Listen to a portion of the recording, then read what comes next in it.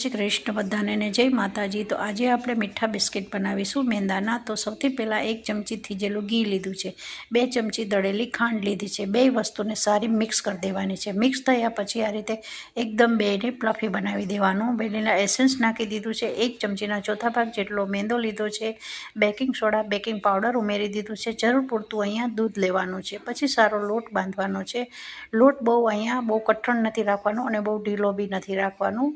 હવે જુઓ અહીંયા થોડો લોટ અહીંયા ભેગો નથી થતો, તો હું થોડો દૂધ લઈ લઈશું અને લોટ આપણો સરસ આ રીતે બંધાઈ ગયો છે। એલ્યુમિનિયમ ફોલ્ડ અહીંયા આપણે એક કાગળ આવે છે એને એક પ્લેટમાં પાથરી દીધું છે, જેમ બેકિંગ કડાઈમાં કરવાનું છે। ત્યાર પછી વણી દીધું છે અને હવે આપણે એક ઢાંકણાની મદદથી આને શેપ આપી દેવાનો છે। પછી થોડો લોટ બચેલો હતો તો આ રીતે તમે ચપટા બી બિસ્કિટ બનાવી શકો છો। તો તમે જોઈ શકો છો 20 થી 25 મિનિટમાં કડાઈમાં આપણા બિસ્કિટ બની ગયા છે।